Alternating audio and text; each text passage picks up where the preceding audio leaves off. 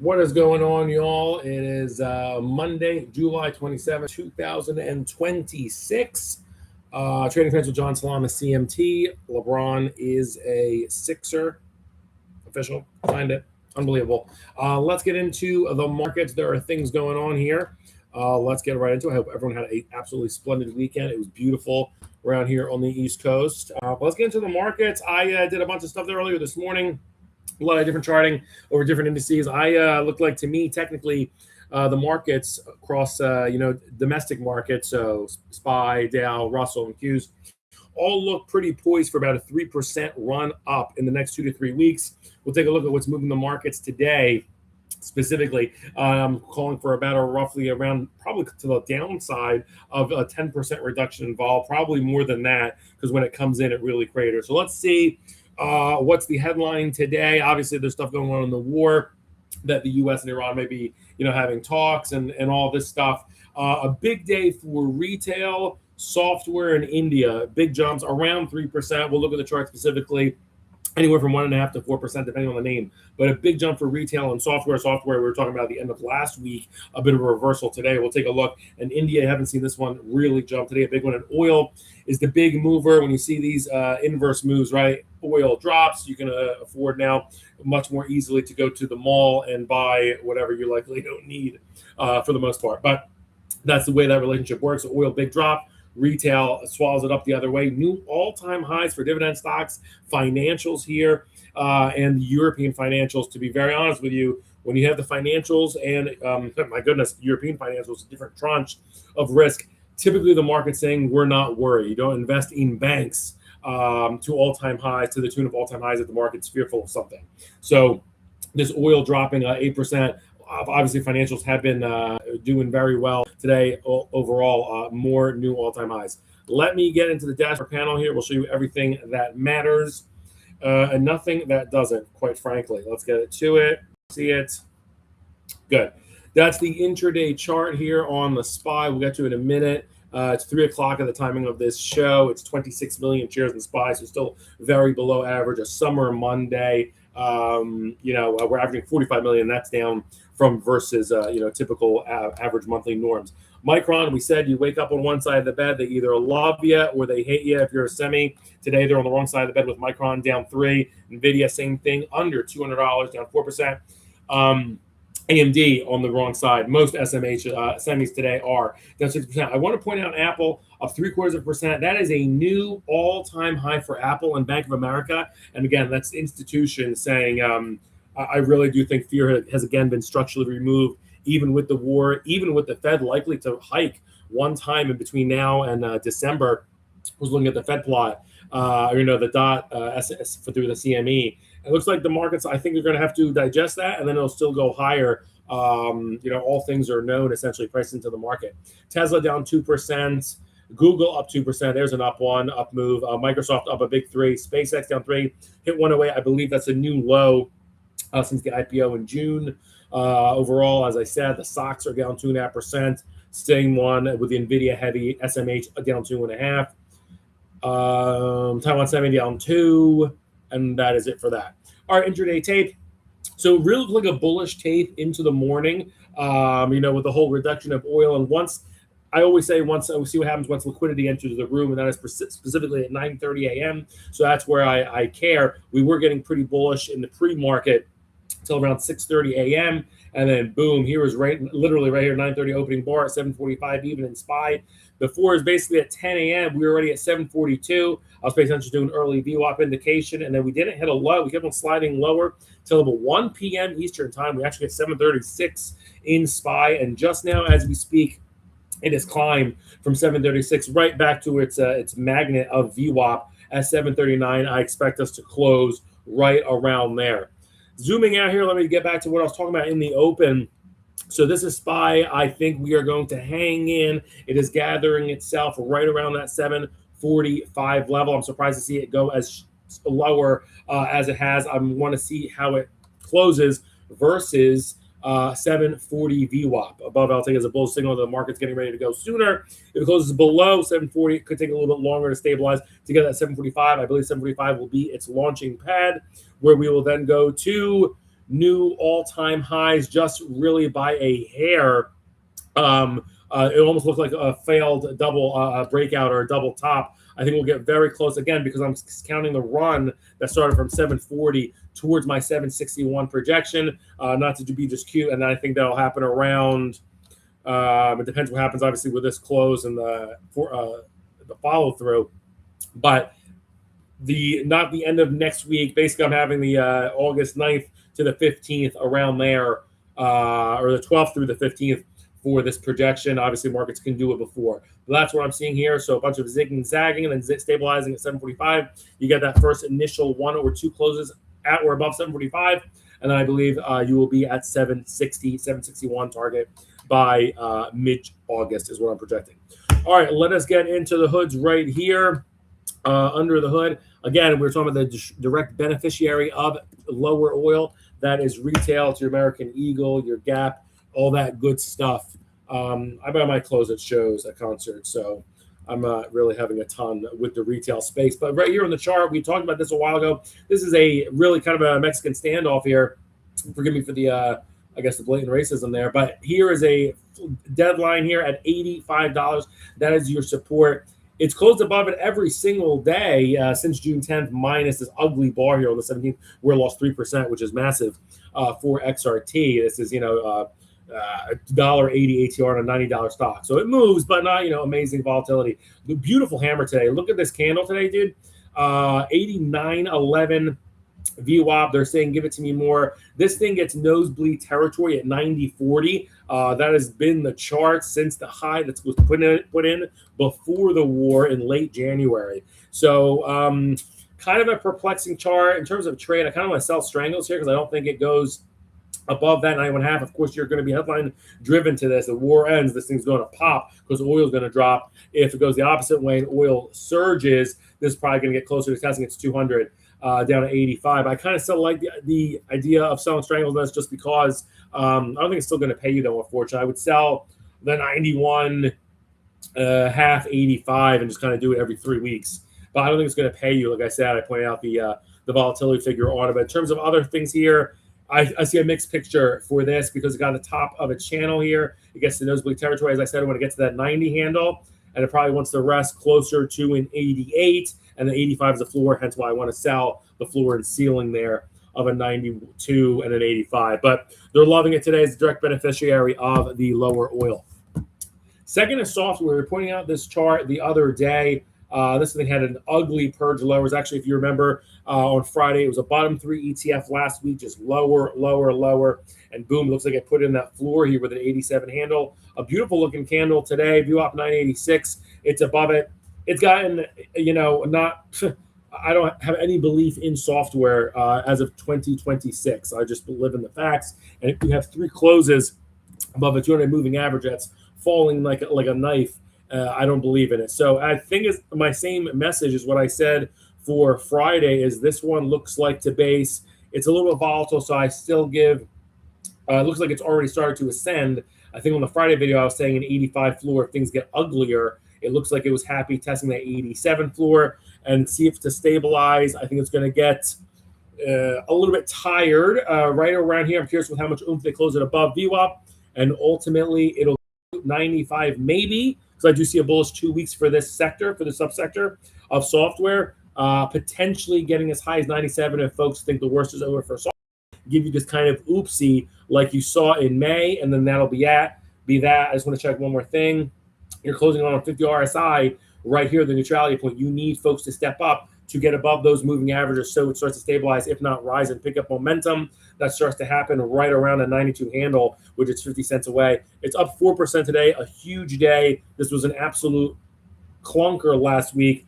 I'm just not a believer in software. So mixed message overall for that as well. But you could sell strangles in software, honestly. This probably will pay. I don't know how liquid IGV option chain is, but you could sell the 96. You could do the August 96, like 85s. It's probably a bit too wide, maybe tighten it to the floor area. And U86, just know you're going to be exposed to risk. I do think and believe, not think, I believe in the heavy resistance here that exists at $95. That'll probably be very close where you want to stop chasing software. But a great day for today. They're putting risk on up 4% in software. And look at this, India, they're gobbling up today. Look, so again, they're rotating into software, a losing profile, institutional allocation.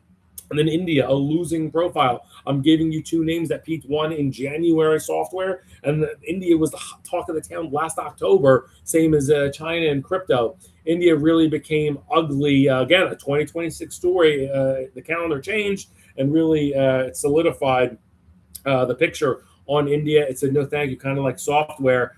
Dollars went elsewhere. It bottomed March 30th, a couple weeks into the war, at $45. And now we're trying to have this surge here. A big day for it. 2% is pretty big for India.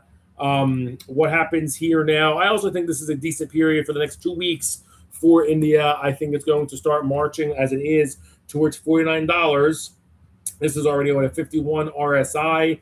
And I think this one heads to about 50 even. So I think this one has a little bit more. You could probably buy the October 50 calls, sell the August against it to help subsidize the trade. I kind of like that one. Alternatively, you could sell the 47.5, whatever's close to 47.5 August puts for India, because I like this one in a downtrend. I don't think it's going to surpass this heavy resistance, but short-term bullish, long-term bearish. All right, the losers, let's take a look. My goodness, oil. So the news, I believe, is that the U.S. and Iran might be pausing or having conversations or something like that. What was the actual even headline? U.S. and Iran pause fighting to give peace talks space. So I think that basically that's like the old Facebook thing. It's complicated, I think. So what's happening here with oil is that's what I believe in above all. The chart is just going absolutely one way here, down $8, down 8%. I said this the other day, there's a lot worse things you can own than oil. I love it. It's constructive. But I said more recently, when we highlighted, I said this is not going to be a place to own it for the next 2 weeks. And we talked about this because this was a big winner. Look at this rejection here on the 23rd. That's a big, fearful Dikembe, another former Sixer. Go Sixers, where I'm watching so many games next year. I'm so excited. Oh, my God. Brown, LeBron, Embiid, Maxey, VJ. There's only one ball. I got it. LeBron is a third. This isn't a basketball show. Anyway, look at the rejection on July 23rd, just 4 days ago at 142. That's the market saying, no, we are not ready for that in oil. And look at these big drops down. You don't want to see this continue, as I said, if you're long. So I'm expecting these candles to get cut in half. It's not going to get too far on sale. Let's check the technicals here.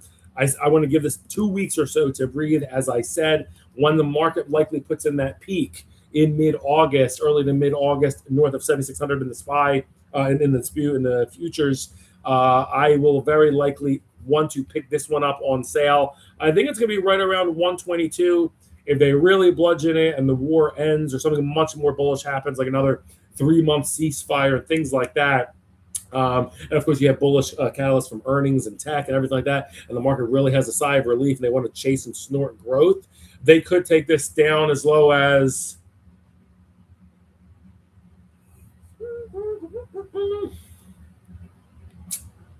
this like a 113 area, this area here, that this price discovery goes all the way back from March when the war started, I think would possibly be revisited. And you'll know when your signal is to get in. It's not going to be yet, because look at this, on Friday down 2%, today down 8%. You got to start seeing those getting cut in halves and then some and then some. So down 4, down 2, flat, up 25 bips. So I want to give this one, as I said, 2 or so weeks. Again, very headline driven. You could probably sell the 140 calls in August. Also, kind of don't hate the idea of buying the 120. I don't want to do October, but to give yourself time on paper, and then you sell something cheaper against it to subsidize the trade. So those are just ideas that look like will become to fruition in oil. Number 2 is all different parts of the energy complex that are coming on sale today. Natural gas, we called this one out as well. This one pretty big surge lower here, down 4% as natural gas. This thing getting very close to its 52-week low. Oh my goodness. From January 15th, again, this is the ETF, not the futures. Make note. But they're close. They track somewhat decently. January 15th, the low on this was 995. We are 17 cents or just inside 2% away. Goodness gracious. I said, I think this was in the video a couple of days ago. I said I was look for this debase around 10. Oh, yeah, on Friday's video. I said look for this debase around 10 even. VWAP is 1016. You want to see at least hold and close above that to stop the bleeding, truly. And I was calling for a bullish 2 weeks towards an 11, barely an 11 handle, to be frank, right around 1080, and then get tired. But I said I don't want to put bullish trades on it because there's all kinds of highs going on. And seeing with the, I don't really believe in the massive dispersion play, if you will. If oil is going to be on sale for 2 weeks, I don't think they're going to just immediately go into natural gas. So I see kind of the energy complex becoming on sale. And we'll see the next one to give us even better insight on that. It is XOP, the three biggest Sigma movers. Okay, so nat gas down 4, oil down 8, and down XOP down 2.5 is a very strong move lower. Let me move this box out of the way. All right, so very great looking chart. As we said here, March 30th, this group peaked, overbought reading. Don't like this. This is going lower, I think, for the next 2 weeks as well. I do not want to touch. I think it'll, look at this. That's Thor's hammer here, right in the dirt. He dropped it a couple of days ago before. This one looks like it's going to be headed to at least 166. That's a 21-day exponential moving average. And then more than likely, I see it probably going towards 160 to that 164. Don't want to touch it, though, for the next 2 weeks. Ideas also stand out. Probably be something like, it's going to be expensive in October, 165 puts.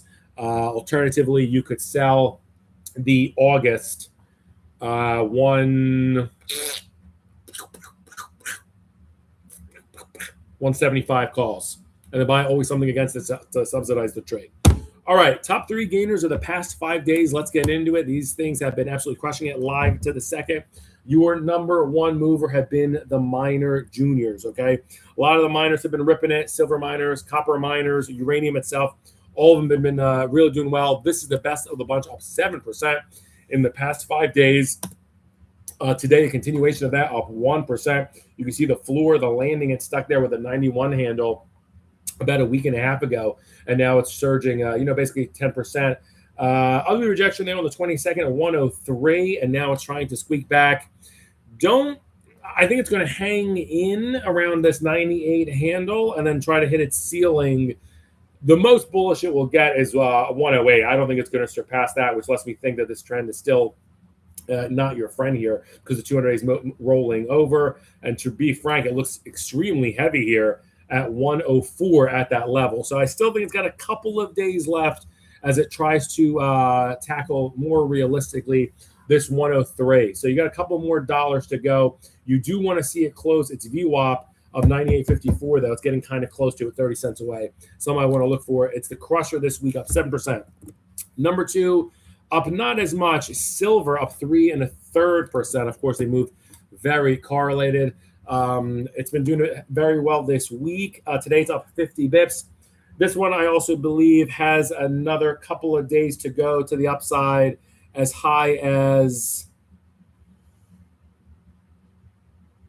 that's quite a rejection on the 22nd at 55. I think it tries to get there, and then that will do it. And it'll likely correspond with a 50 RSI neutrality point. And that's when the buyers say, that'll be it for me. That rally from 49 to about 55, a little bit greater than 10%, and then that'll do it. And then the third greatest gainer of the past week. So they've been going to the miners, gold juniors, silver, and healthcare. Healthcare up 3%, just a tad behind silver. Here is healthcare. This looks like a relative strength breakout to me. This is going to go through, in my opinion, here, new all-time highs. It's $2 away. This one looks poised. I like the Rasta tattoo off of 159 right here. Look at this. It tested it barely 2 times here. You can see the W right there, Wu-Tang sign, which is in the CMT books. And look at the thrust here, actually from 157.5, but 159 when it got a little bit of confidence from the area of the former breakout, and that price discovery goes all the way back to Thanksgiving of last year. This is going to go through. VWAP is 163.5. I want to see it close, obviously, above that today. Target for this is 166, which is just a hair above new all-time highs. I think it actually has a little bit more juice to do above that. Possibly 168 in the next 2-3 weeks. Healthcare looking strong. Suggestions for trades. October 170 calls stand to mind. And if you're more of a collection kind of a person, I kind of don't hate the idea of selling the, if you can get the 156, 157s of August, that should give you some kind of a nice premium to your account. All right, top 3 losers of the past 5 days. Interesting group. It's all the specific parts of the mega cap growth. So the biggest loser in all the land, as a former baby of mine, the MAGs. I like the XLG or love the XLG. MAGs is very close. Here's the MAGs chart. Very important. Everyone pays attention to this part of the market, where they should, in my opinion, due to the concentration in the indices. Peaked at mid-May at $71. The 200-day moving average, and this is important, is going down by a penny a day. Very constricted between $69 and $61. Okay, it's lived in that area for quite a bit. Like a couple of instruments I saw earlier in the show, I think this one is going to base this week. I do love the support it has at 62 even here. I'm going to forgive. So 62 even is right here. I'm going to forgive these 2 closes, June 25th and 26th, as an oopsie. And then it honestly has not closed anywhere near that vicinity since the week of the ceasefire. One thing that is concerning me, though, is the 200-day moving average is rolling over, and you're having lower highs. That's excitement coming out of the space. The balloon is losing air. All that being said, the chart to me, just looking at it here, looks like it is going to go north. The open today is 63.42, by the way, and they said no thank you. So, yes, it's a flat tape up 10 bips. If I'm seeing bearish signals, it's not ready yet to go higher. So this one looks like it needs a little bit more time, somewhere between 62 and 63 handle. I will know confirmation once it gets to $65 as it tries to head towards, unfortunately, 68. I think you're going to get an oopsie from above here and a lot more range bound in terms of the mega cap. Be aware, of course, many big, and the catalyst is going to come this week, Wednesday, Thursday, Apple, Microsoft, Apple on the heels of an all-time high reporting. So overall, you have catalyst to break out finally from that range of 69, 61. So it's something to look for. All right.